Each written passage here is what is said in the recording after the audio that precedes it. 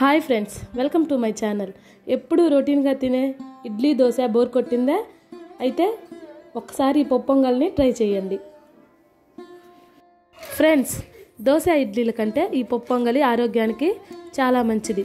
ఎలా చేయాలో let's start.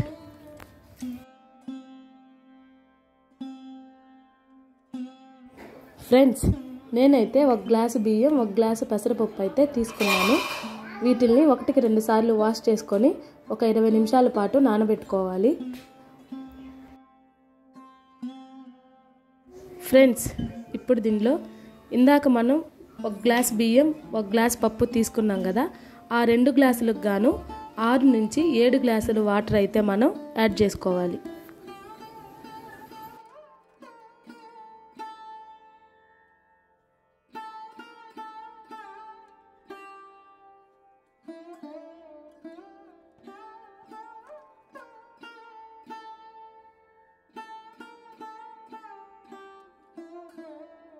So ఇప్పుడు ఈ కుక్కర్ను గ్యాస్ పై ఉంచి దానిలో కొంచెం జీలకర్ర, మిరియాలు అలాగే ఉప్పు కూడా వేసుకొని 5 నుంచి 6 విజిల్లు వచ్చే వరకు ఉంచుకోవాలి.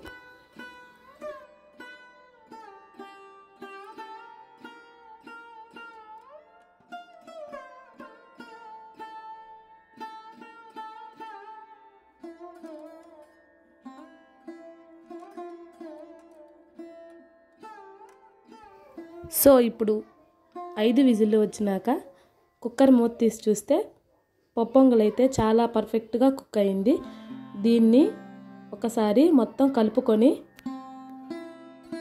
సో ఇందులో ఇప్పుడు కొంచెం మిరియాల పొడి, సన్నగా కట్ చేసుకున్న అల్లం ముక్కలను కూడా వేసుకొని మొత్తం పొంగల్ని మొత్తం ఒక్కసారి ఇవన్నీ కలిసే వరకు కలుపుకోవాలి.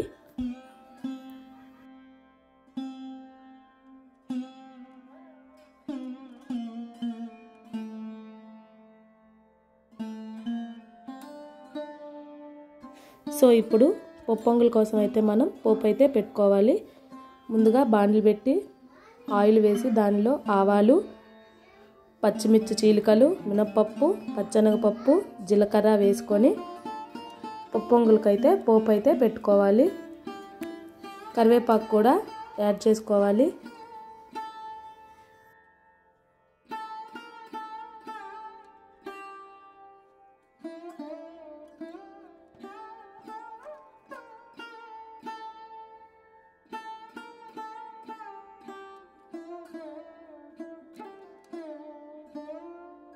సో ఇప్పుడు ఈ పోపు అయితే వేగాక ఈ వేగిన పోపును మన పొంగల్లో అయితే వేసుకొని మొత్తం ఒక్కసారి అయితే కలుపుకోవాలి.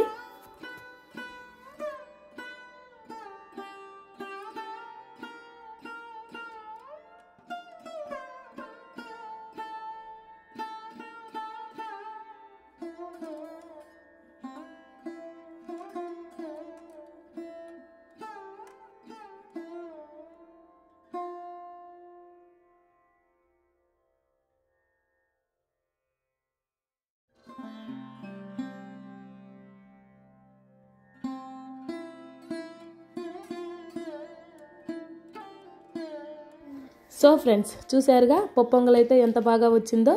మీరు కూడా ఒకసారి ఇలా ట్రై చేసుకొని ఎలా ఉందో నాకు కామెంట్లో చెప్పండి. ఈ పొంగల్లోకి మినప్పప్పు రోటి పచ్చడి అయితే చాలా ఎక్సలెంట్గా ఉంటుంది చట్నీ కన్నా. మీరు కూడా ఒకసారి ట్రై చేసి ఎలా ఉందో నాకు కామెంట్ సెక్షన్లో చెప్పండి. ఫ్రెండ్స్, ఈ వీడియో కనుక మీకు నచ్చినట్లయితే లైక్ చేయండి, షేర్ చేయండి, కామెంట్ చేయండి, సబ్స్క్రైబ్ చేయడం అస్సలు మర్చిపోకండి. సబ్స్క్రైబ్ చేసి నన్ను సపోర్ట్ చేస్తారని కోరుకుంటున్నాను. Thanks for watching.